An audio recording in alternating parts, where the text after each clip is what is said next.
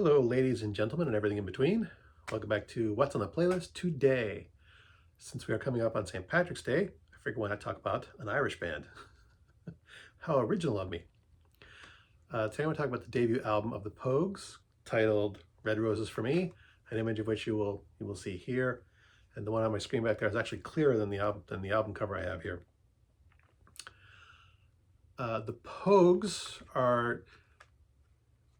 People resist calling them an Irish band because aside from Shane MacGowan, the lead singer, I think only one of the members of the band was Irish. I think most of them were English. So some Irish people took some umbrage at them being called an Irish band, but they did play a lot of traditional Irish folk music. So I know a lot of Irish people who at the time preferred to call them a Celtic band, but they weren't a traditional Celtic band. A lot of the Celtic performers of the day called them the biggest disaster of Irish music of all time. They approached Irish music from a punk perspective, definitely punk. The three founding members of the band, including Shane MacGowan, met in the toilets of a Ramon concert, if you believe it or not. They were all in other bands at the time, which when those bands split up, they eventually formed to become, they called themselves Pogue Mahone, which is an anglicized version of Pogue Matoin.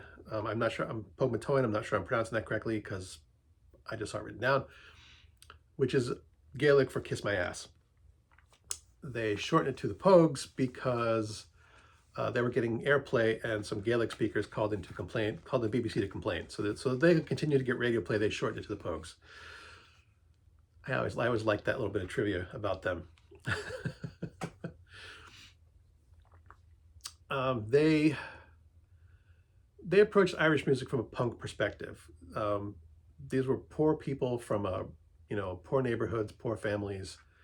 These were not lilting Irish ballads they were singing. It was punk music. I mean, it was Irish music, but it was sung with a punk attitude. It was harsh and gritty and angry.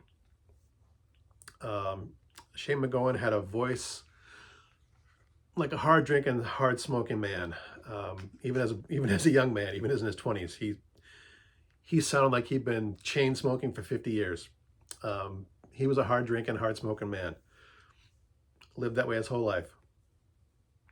So, but in spite of the punk attitude, they managed to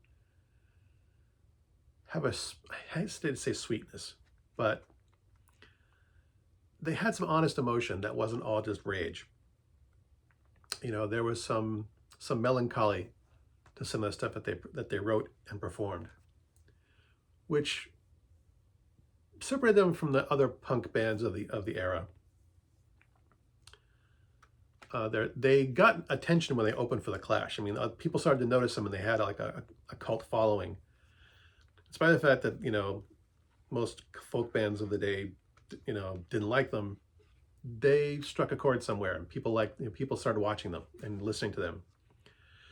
And they got noticed when they opened for the Clash. So they, got a record contract, put out this thing. Like all their albums, it's a mix of traditional Irish folk music and original written material. And it was critically well acclaimed. A lot of people have said like this was their introduction to, certain types of music that they didn't usually listen to. I can't really talk about the album too much beyond that. This is a reissued version. They reissued the CD, and this one's got like 6 or 8 bonus tracks. The original 6. The original album had 13 songs on it. This little bonus album CD has 19, which again, a mix of original songs that they wrote and some traditional, bands. The band played Waltzing Matilda, Wild Rover. Those are traditional, But then like Repealing of Licensing Laws, Whiskey of the Devil.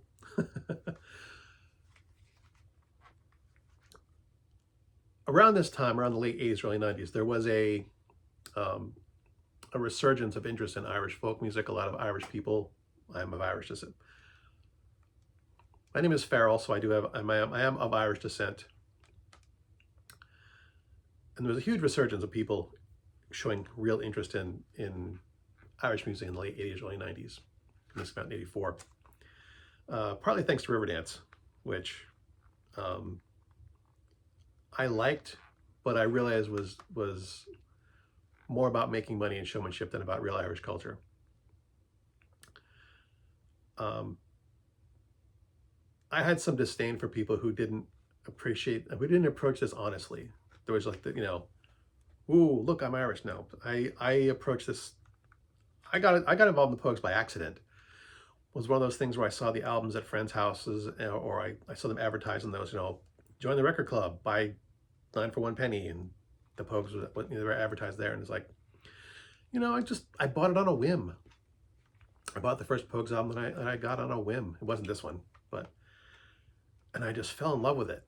And it was one of those things where I'd listen to Irish music as a kid, mostly from the Irish Rovers on TV and stuff, and then never really thought about it until, in my mid-20s, I heard this, and it just did something to me. I don't know. I have no idea what it was, but I loved it immediately.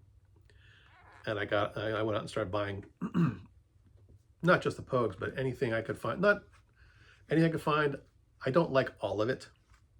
I bought some albums that I just didn't care for, but I did start rediscovering my love of Irish music, and in spite of the fact that this is as much punk as anything else, the Pogues kind of started me on that journey, and I'll always appreciate them for that, and for the music as well.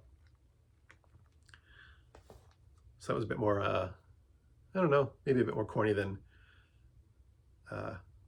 usual. Who can tell? I can't pay attention long enough to figure it out. As always, thanks for watching. As always, if you like this crap, And until next time, good hunting.